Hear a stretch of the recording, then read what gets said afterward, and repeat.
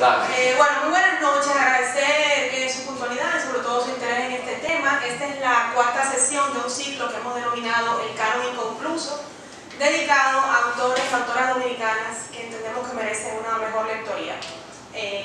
Algunos de ellos no muy conocidos, otros muy conocidos pero no tan leídos como se merecen. Lo realizamos el último jueves de cada mes y al mismo tiempo tratamos de promover su lectura y sus libros pueden ser encontrados en nuestra biblioteca, que es un espacio gratuito que además tiene préstamos domiciliarios, y como muchas caras nuevas por aquí, pues aprovecho para compartirles esto, un espacio donde pueden venir a consultar el catálogo que está en línea, inscribirse gratuitamente y llevarse los libros a casa también gratuitamente. Darle también las gracias a Marcos por aceptar participar. Hablamos de René del Risco, sabemos que es un gran lector de René del Risco, uno de nuestros grandes autores, digamos que iba a destiempo, apenas a los 35 años, un accidente en el malecón. Quiero leer algunas líneas sobre René, solo para que quede registro, pero Marcos ya nos introducirá a su obra. La idea de estos encuentros es introducirnos o a la obra completa de un autor o, si así lo prefiere nuestro invitado que toque en este mes, a una obra en específico. Marcos eligió El viento frío y ya nos contará por qué. Pero les hablo un poco sobre René. Nacido en San Pedro de Macorís en 1937, fue un poeta, narrador y publicista dominicano. Una de las grandes figuras esenciales en el tránsito de la literatura dominicana desde la era de Trujillo a los intentos democratizantes de los años 60. Nació en San Pedro de Macorís, dentro de una familia de larga tradición intelectual. Su abuelo fue Federico Bermúdez, el primer poeta social dominicano. A finales de los años 50 se trasladó a Santo Domingo, entonces ciudad de Trujillo, para estudiar Derecho. Se vinculó a la lucha contra el trujillado, formando parte del movimiento revolucionario 14 de junio. En 1960 fue apresado y deportado a Puerto Rico. Regresó a la isla, se dedicó principalmente a la literatura en el año 1962. Y durante la Guerra Civil, en 1965, se integró al grupo de artistas de arte y liberación, que plantearon un trabajo de apoyo al movimiento constitucionalista. Pasada la guerra, se dedicó a la publicidad, fundando a principios de los años 70 la publicitaria Reto. Su poemario, El viento frío, fue dura e injustamente criticado por la conciencia que tuvo en torno a la crisis del sujeto tras la guerra de abril. De esto y otras cosas nos hablará Marcos. Y bueno, la mesa está servida, le dejo con Marcos Blonda. Bien, gracias al Centro Cultural Español y a Gabriela Ritt, que como mismo ella dice, tiene un máster en involucrar a la gente. Entonces, ella me involucra. Hola Ruth, hola Sandra. Tiene un máster en involucrar a la gente, entonces me involucró en esto y yo me tengo que involucrar. Y bueno, como digo yo, ahí vamos. Mira, ¿por qué yo elijo El viento frío? Parte de lo que vengo haciendo es una investigación que realicé sobre la representación de Santo Domingo en la literatura. Y a mí, cuando yo era un chico jovencito, me impresionó la literatura de René del Risco, porque uno comienza con ese cuento que uno estudia en el bachillerato, ahora que vuelve un montón, que ya es como parte como del folclore propio del bachillerato, del canon. Y después entonces di con El viento frío, porque me di cuenta que por lo menos en la época en que yo era adolescente, después de que linda en el tope está Dominicana Bandera, hay un país en el mundo, en el mismo trayecto del sol, ¿verdad?, que todo el mundo repite en todos los discursos, y ya lo han convertido como un eslogan publicitario cuando es un poema de denuncia. El próximo poema que se repetía en todos los discursos, por lo menos en aquella época, es: debo saludar a la tarde desde lo alto, poner mi palabra del lado de la vida, ¿verdad? Y Y además de que Del Risco, en la manera que desapareció del ámbito, quedó tanto como por tantas potencialidades. Y entonces, en el marco de lo que yo venía haciendo, la intención era leer El viento frío desde una perspectiva crítica que se denomina en inglés spatiality o espacialidad, sería la traducción. Lo que nos pasa es que no lo he visto traducida, que parte de una propuesta crítica del profesor Bertrand Westphal de la Universidad de Limoges, y quien ha llevado a la Academia Norteamericana Robert Talley Jr. Autoras también como Luz Aurora Pimentel, que ha investigado mucho el tema de la concepción espacial a partir de la literatura. Y lo que quiero plantear es que El viento frío es un poemario repleto de imágenes urbanas. Es un poemario hecho de imágenes. Y cuando yo presenté mi investigación, que la defendí en la universidad, uno de los jurados me dijo, pero que espérate, que porque lo cuento. Y yo dije, mira, El viento frío es el único libro que Del Risco, y hago la salvedad de que yo nunca me refiero a René Del Risco como René, porque yo no era su amigo. Aquí todo el mundo dice René, jangueaba con él, inclusive gente de la edad de ustedes.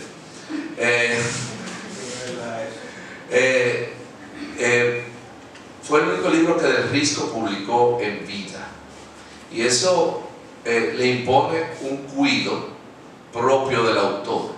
Es decir, lo que se publicó después, que fueron sus cuentos y un poemario que se titula Del júbilo a la sangre, que quedó listo para impresión, inclusive con un prólogo de Máximo Avilés Blonda, un prólogo que desapareció, y después algún día haremos la historia de por qué desapareció el prólogo, cómo y de dónde, pero esa es otra parte. Eso es cuando Gabriela me invite a hacer un conversatorio sobre la otra parte de la literatura, la que yo vi en mi casa, en la sala de mi casa, y los chismes y las cosas que se decían entre ellos. Entonces ese día hablaremos de ese prólogo. Pero lo importante es eso, que El viento frío es el único libro que publicó Del Risco en su vida, y eso tiene un cuidado, eso tiene un valor. Ese fue el libro que él vio, el que le agarró en la mano, ¿no? Y como dijo Gabriela en la introducción, este autor hace el paso desde la dictadura a la democracia o a la postdictadura, y es un momento interesante porque la dictadura concluye con el ajusticiamiento de Trujillo, y eso abre paso a una época convulsa en el que se producen las primeras elecciones libres en 31 años, y las gana Juan Bosch, y Juan Bosch es derrocado a los 7 meses. Pero también comenzaron a suceder cosas a nivel de los chicos de la edad de ustedes, y me lo cuentan los viejos porque yo no estaba ahí, yo nací en el 67, pero me decía un viejo amigo que ya falleció, me dice, la gente comenzó a leer. Me decía, en Gascue había un grupo de Acción Católica que leíamos los escritos de Jacques y Grace Maritain, que son dos filósofos, pareja, franceses, y otros estudiaban a José Ingeniero, que predicaba una moral sin dogma. Dato Pagán abrió una escuela de formación política. Es decir, se comenzó a leer, 31 años nada más oyendo la propaganda, y de repente la gente comenzó a leer, y necesariamente, yo siempre he dicho, se leyó rápido, tarde y mal, pero se leyó. Y entonces comenzaron a surgir grupos de poetas, el grupo El Puño, el grupo La Máscara, el grupo La Isla, una serie de grupos literarios con voces jóvenes que comenzaron a escribir diferente. Y entonces, en el 1965 hay un acontecimiento, que es la Guerra de Abril, y que es un supuesto, no voy a hablar de eso, pero sí voy a decir que la Guerra de Abril tiene un impacto grande sobre la ciudad. Todas las ciudades tienen un momento en que pierden la inocencia. Bogotá en el 48, México con Tlatelolco en el 68, París con la ocupación alemana, Madrid con la guerra civil y acá el parteaguas de la ciudad de Santo Domingo es la revolución del 65, que gente como Del Risco y la gente que vivieron romantizaban eso y le llamaban a secas la guerra. Y eso genera, junto con una serie de fenómenos que no tienen nada que ver con literatura, una expansión de la ciudad. Y Del Risco poetiza la ciudad, pero poetizar la ciudad siempre es problemático. Siempre es problemático porque la ciudad es un artefacto construido en el espacio a través del tiempo, una arquitectura que se construye en el tiempo. Y representarlo en la poesía es problemático. ¿Por qué? Porque tú vas a las escaleras y sales a la calle donde están los colores brillantes y las voces. ¿Qué son los colores brillantes y las voces? Las cosas que pueblan la ciudad, las cosas que están en la ciudad. Todos estos estímulos, de lo que Simmel habla, de que hay que tomar una actitud blasé, porque si no te llenan, ¿no?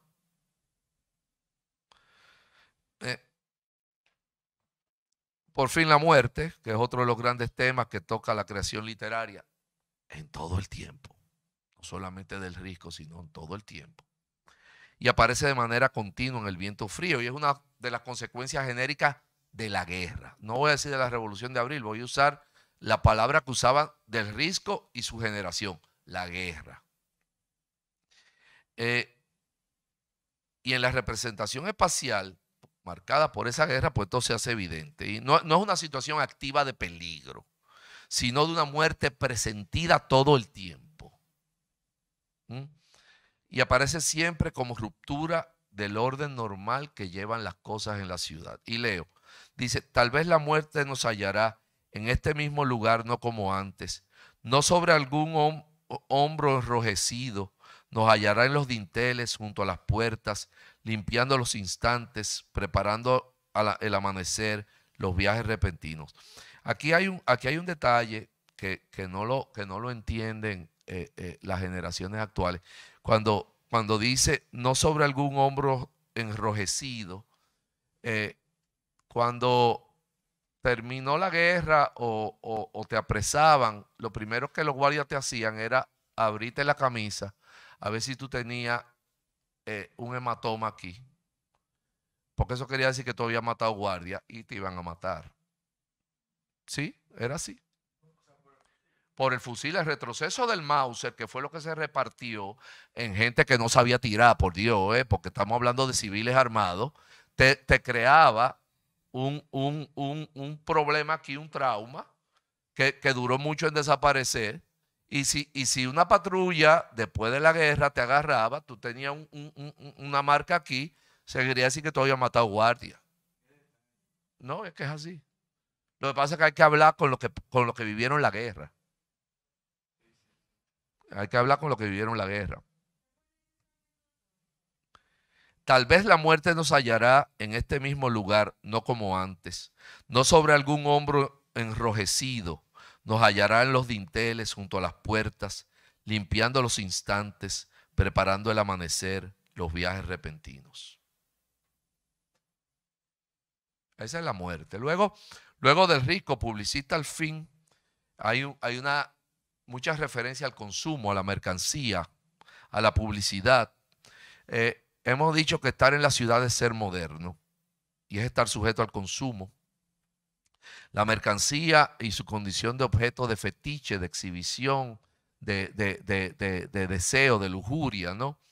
En el viento frío se produce esta presencia del risco que no lo digo yo, pues yo no tengo que decirlo, sino Efraín Castillo, que sí lo conoció, dice en su Historia de la Publicidad Dominicana, fue de los muchísimos textos que yo tuve que consultar, dice que Del Risco era el creativo que más conocía la idiosincrasia nacional. Entonces, y es un momento pivotal del negocio, es decir, muere ajustician a Trujillo y la publicidad arranca. Suelta de la propaganda, porque todo lo otro era propaganda. La publicidad era, además, como dice Juan Bosch en un librito que se llama La Fortuna de Trujillo, desde que un dominicano se levantaba hasta que se acostaba, estaba pagándole dinero a Trujillo. Si se ponía unos zapatos, el afador le estaba dando dinero a Trujillo. Si se fumaba un cigarrillo, si se bebía un refresco, si compraba una batería, si compraba un salami. Es decir, todas las empresas eran de Trujillo, menos unas cuantas. Entonces, de repente hay publicidad.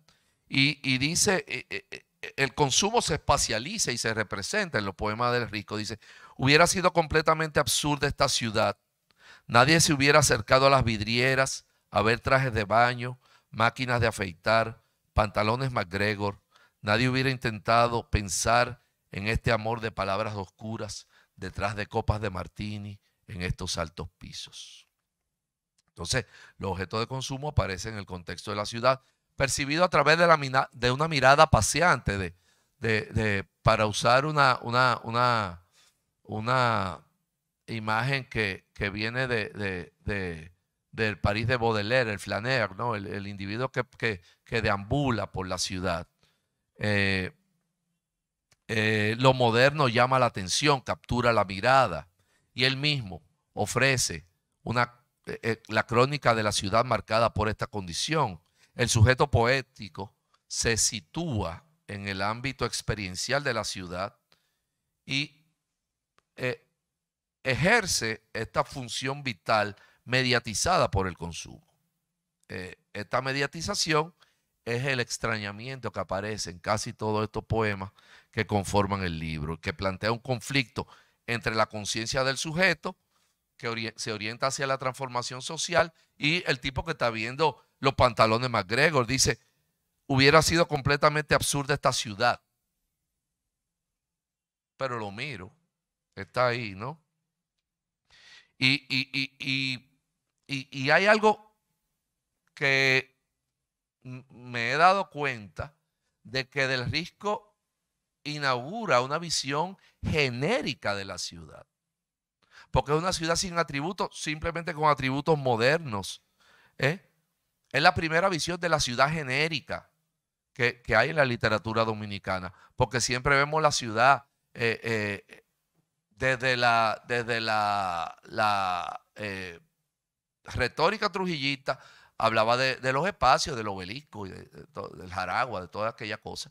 Pero aquí dice, nuestra errante locura bajo nebulosos carteles y luces que lloraban la alegría feroz de la ciudad en las primeras horas.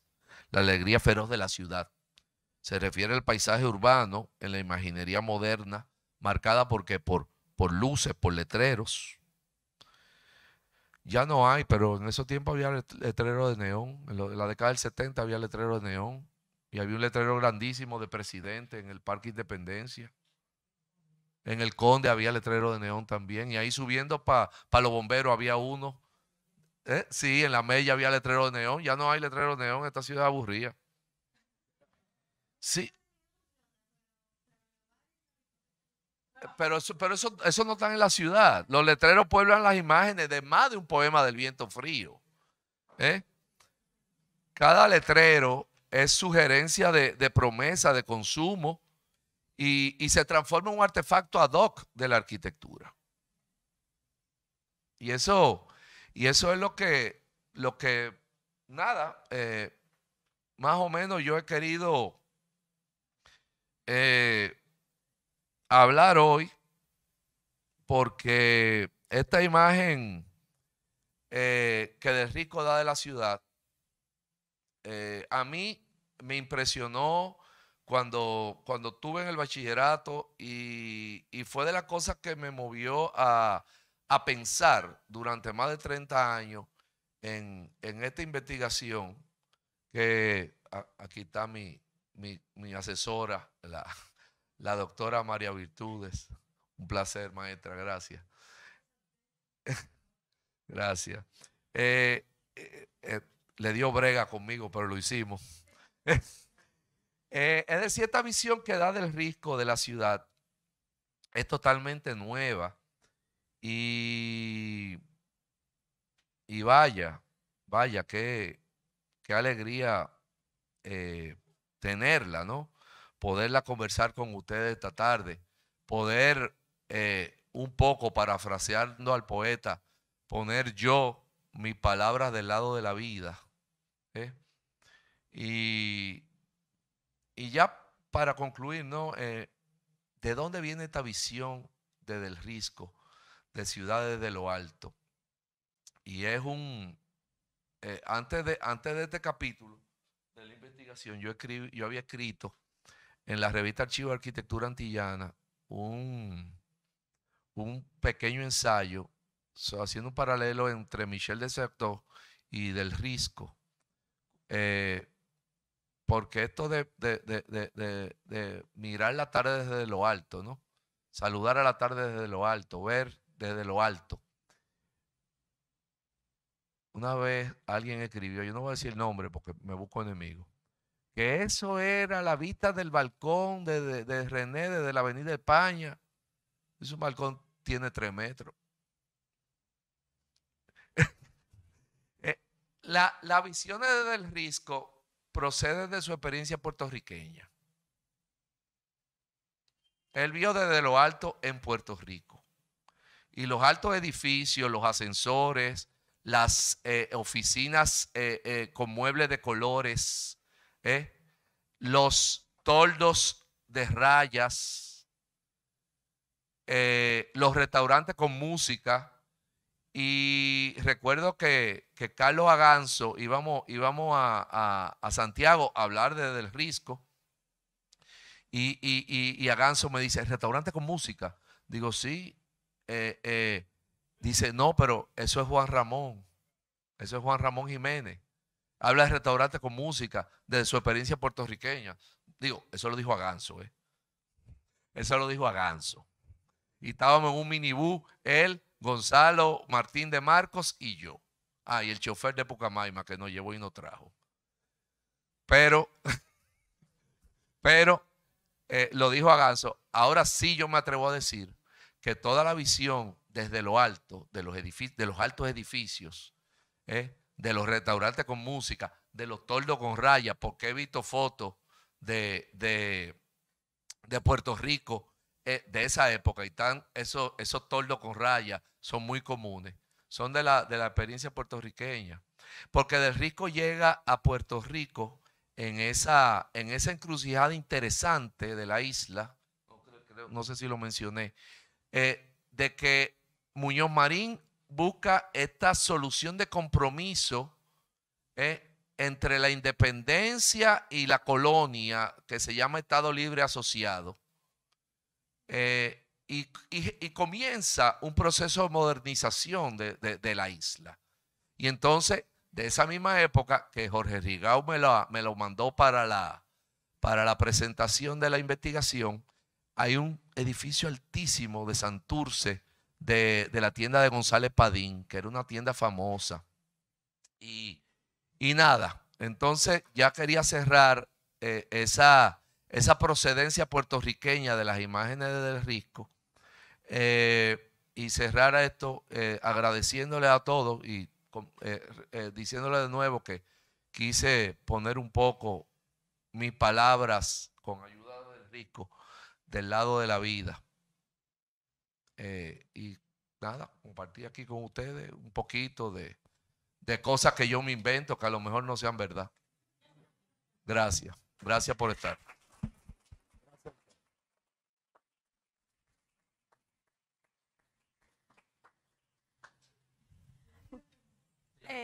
Aquí tengo el micrófono para las preguntas.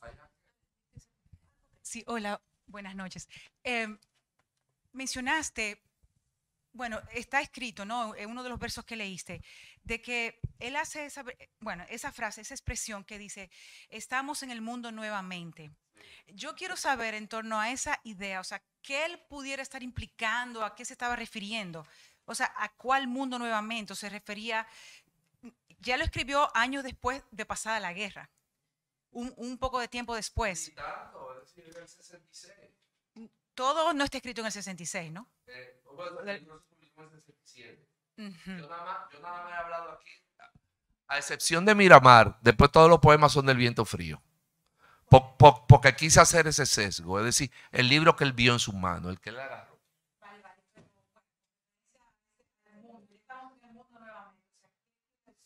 Él quiere decir, lo que yo interpreto, salió vivo de la guerra, salió vivo, otros no salieron vivos. Jacques Viau no salió vivo, él escribió un poema a Jacques Viau. Es decir, estar vivo aquí y ahora es bueno. Y fíjate que está hablando de la frustración. René venía de la cárcel, y primera vez que digo René, porque sobrevivir, y lo puedo decir por mi padre, genera mucha culpa. Es decir, Máximo no cayó preso en el 60, cuando cayeron presos todos sus amigos. Y yo me enteré hace poco de que Pipe Faxas no lo puso en la lista, porque lo quería mucho. Y Máximo murió con sentimientos de culpa. Es decir, sobrevivir genera sentimientos de culpa. Es decir, no haber caído preso, que no te hayan sentado en la silla eléctrica. Y no me enteré yo. Máximo se lo dijo un amigo llorando. Yo nunca caí preso. Y lo mismo le debe haber pasado a Del Risco. Salió vivo de la guerra.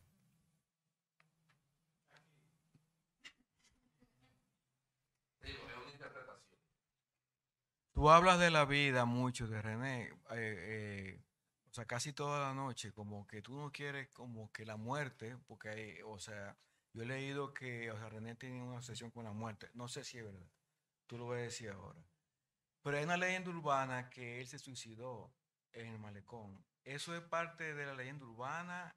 ¿Eso es parte, o sea, de su frustración, o sea, posguerra? ¿Qué le pasó a él, o sea, realmente? O sea, ¿cuál es la verdad? Mira, si hay algo insondable son los motivos. Vamos a suponer que sea verdad. No, perdón, vamos a suponer que sea verdad. Si hay algo insondable son los motivos del suicida. Eso no lo sabe nadie. Porque el suicidio, y lo sé por hablar con sobrevivientes de suicidio, lo único que deja son preguntas. Pero yo no creo firmemente que Del Risco se haya suicidado. Del Risco debe haber sido lo más parecido a una estrella del rock en términos de ser un poeta que haya existido. Tuvo en televisión, tuvo en la radio, estaba en la publicidad, era una persona conocida.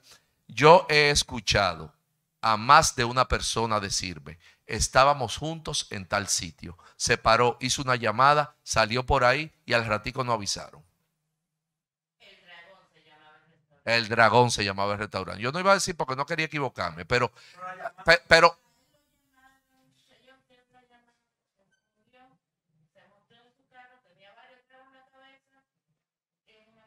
Manolo García Duval, que eso sí lo puedo decir, me lo dijo, sí, que no tenía nada que ver con literatura, él era arquitecto y era mi amigo. Me dijo, Blonda, lo vi, estábamos juntos en el Dragón, lo vi que se levantó, cogió el teléfono, recibió una llamada, salió por ahí y se fue.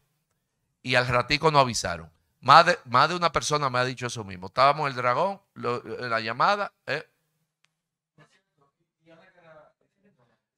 donde está la Carol ahora de aquí de la Independencia, en el edificio Buenaventura. Ahí justamente donde está la farmacia Carol. Te lo digo porque ahí decidió mi papá el nombre que me iba a poner. No, lo que pasa es que mi vida intrauterina comienza en la cambronal. Yo soy de Ciudad Nueva.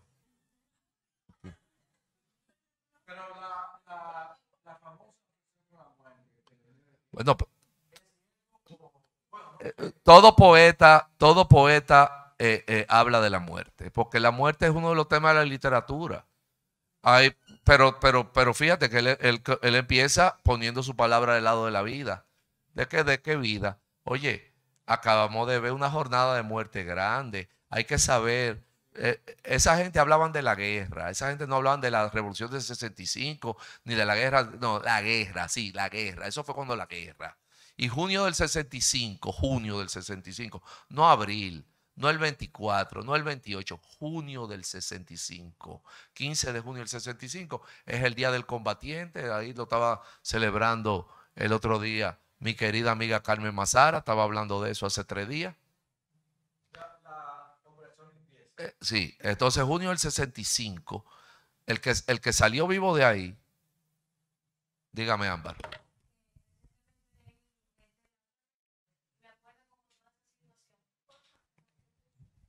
Que recientemente leí la otra Penélope y me acuerdo toda esa situación habla de la calle El Conde, Bar Roxy, la persecución y todo lo que pasó luego del 66, o sea, de la guerra. Porque la guerra fue el gran parteaguas de la ciudad. Y todo el que ha hecho literatura, después de eso, hasta que aparecen los otros espacios, era ahí alrededor de la guerra, de abril en adelante. Y el interludio que hay entre la representación, entre la muerte de Trujillo y la guerra, la hace Pedro Vergés con Solo ceniza hallarás. Dígame allá atrás. Maestra. A mí me llama mucho la atención en René del Risco esa mirada cinematográfica que él tiene, ¿no? Y yo vinculo esa mirada cinematográfica con el alma urbana de René del Risco, ¿no? Y también con la apertura de un espacio virtual, de un imaginario virtual en la literatura dominicana. Esa idea, esa precisión en las descripciones que él hace, que son descripciones completamente visuales. Más allá del espacio urbano está el foco de una especie de técnica, ¿verdad?, que lo aleja de otros poetas que trabajaban más bien desde una perspectiva de la mirada humana, ¿no? Sí, y más de la metáfora. Su mirada también es cinematográfica, es una mirada técnica. Sí, eminentemente técnica. Ciertamente que sí, ciertamente que sí. Gracias, maestra. Baeza Flores habla de los poetas de post-65 y dice eso, es decir, usa recursos del cinema verité y del neorrealismo italiano. También se había comenzado a ver cine, maestra, que acuérdense que estábamos viendo a Tintán y Marcelo hasta el 61 y de repente comenzaron a mirarse cosas y se abrieron unos cineforum, porque la gente comenzó a cambiar. La gente comenzó a cambiar. Eso que yo dije de que había había una escuela de cuadro de formación política de Dato Pagán y otra de Acción Católica de Jacques y Raiza Maritain y estudiaban a los ingenieros. Eso me lo dijo un testigo ocular, porque yo me he dedicado a recoger, es decir, el cambio. Y no es una blasfemia. Matar a Trujillo es lo más cercano que los seres humanos han hecho de matar a Dios. Porque Trujillo tenía control absoluto sobre la vida de la gente, inclusive sobre lo que se leía, sobre lo que se veía en el cine, sobre la música que se oía. Es decir, mi abuela trajo los 20 poemas de amor y una canción desesperada metido en el forro de una maleta. de Nueva York, donde además la pararon y le dijeron, usted ayer se reunió en Central Park con fulano de tal que es enemigo de Trujillo. Es decir, estamos hablando de que matar a Trujillo ha sido lo más cercano a matar a Dios que se haya podido hacer. Y de repente la gente comenzó a consumir libros, a consumir cine, a consumir música, repentinamente de un día para otro, del 31 de mayo al 1 de junio. Es decir, en sentido figurado, pero fue así. Es decir, entre el 30 de mayo y diciembre del 61, la gente comenzó a leer de repente. Y como dije, comenzaron a leer tarde, mal y rápido. Porque había que leer a Sartre, que no estaba aquí. Eso que dice Sanz Lajara en Caonex, dice que en los pasillos de la Universidad de Santo Domingo, donde se discutía Sartre, mentira del diablo, como dice el pastor Johnny. Como porque eso era el letrado que escribían. Igual que Cetero en La Sangre, discutiendo a Ibsen. ¿Qué Ibsen del diablo van en la era de Lili, un tipo que nunca había salido de aquí? Por Dios. Una aldea, pero una aldea Ciudad Trujillo. Entonces, Del Risco, que además viene de Puerto Rico, que es lo más cercano a otra cosa, que además estaba comenzando a surgir como Estado Libre Asociado. Y había un reguero de incentivos de industria que se mudaron a Puerto Rico y de hoteles Hilton y de muchísimas cosas. Todo eso lo trajo Del Risco en la mente. Obviamente era un hombre inteligente. Dígame a ver.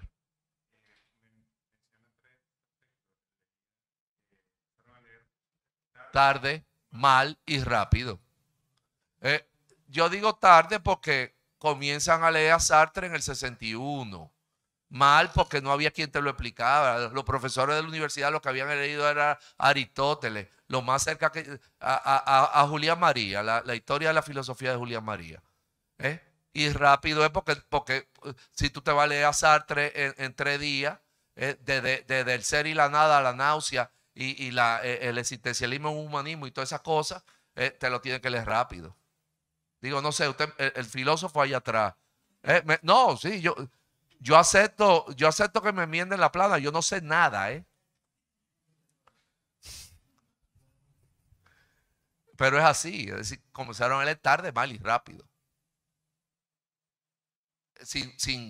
Sin desdeñar, ¿no?, lo que leyeron, porque leyeron y se pusieron al día y además se formó una literatura muy interesante, no solamente de René, sino también de Miguel Alfonseca, que ambos se retiran a la misma edad por razones diferentes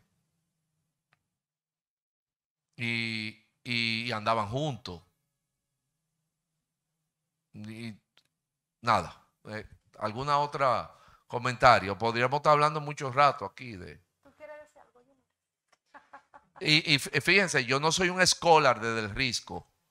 A mí me gusta el viento frío, me gustan sus cuentos, sus cosas, pero nada, es decir, yo entiendo que esa mirada es sumamente interesante. La gente, no sé, hay una fascinación con la persona.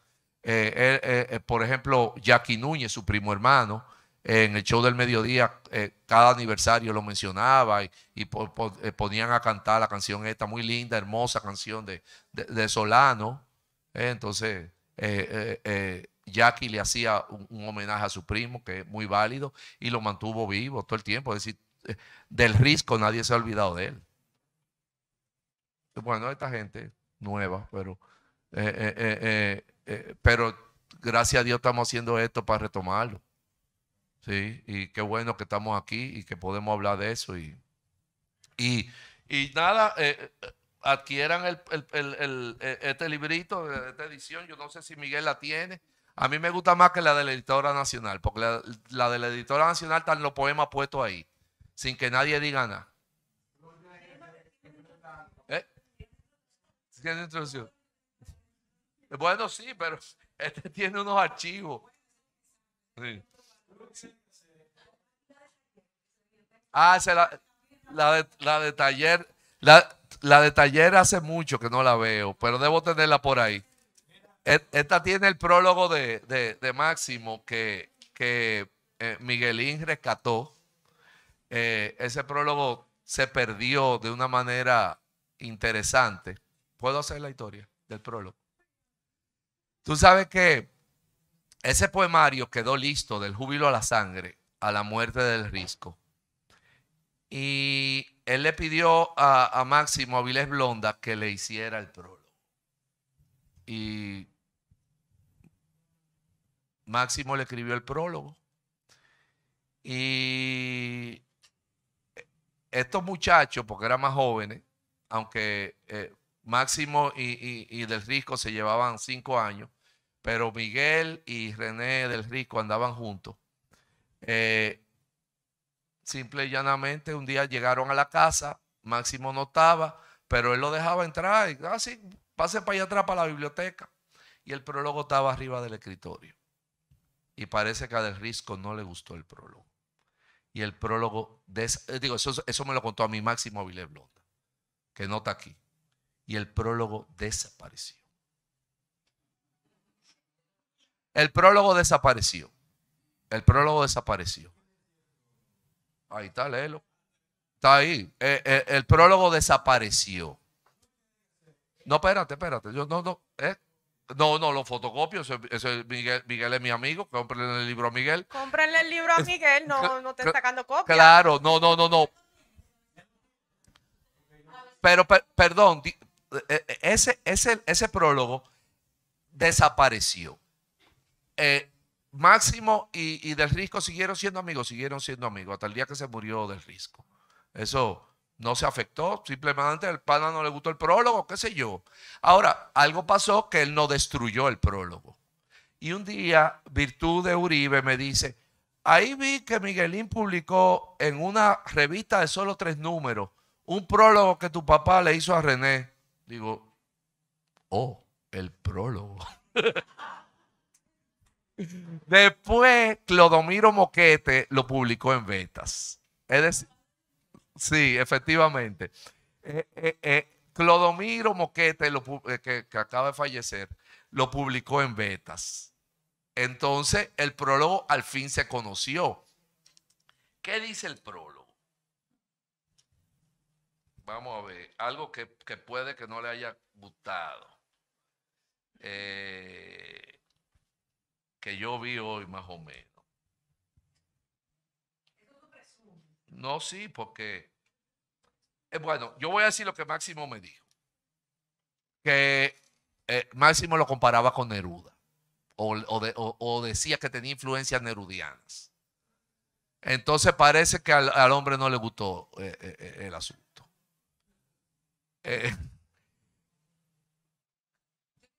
Sí.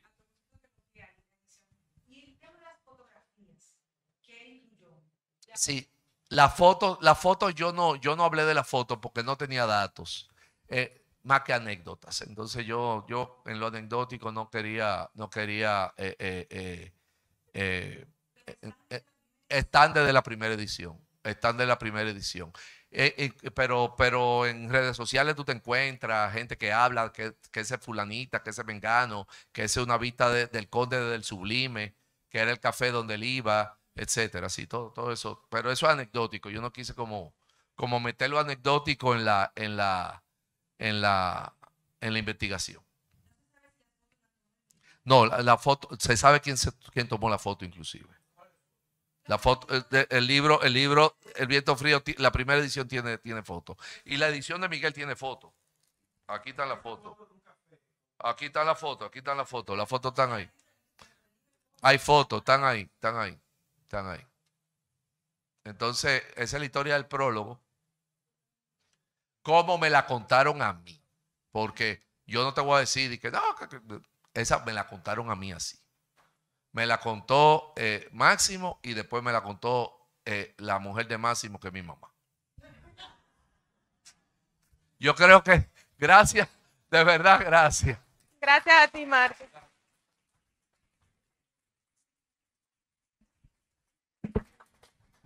Si me dan solamente un momentico para despedir la actividad, muchísimas gracias por venir. Recordarles que el Canon Inconcluso se realiza el último jueves de cada mes. Nuestro próximo encuentro, ahora no recuerdo el día, pero el último jueves de junio, será dedicado a Rafael Áñez Vergés, que murió también recientemente.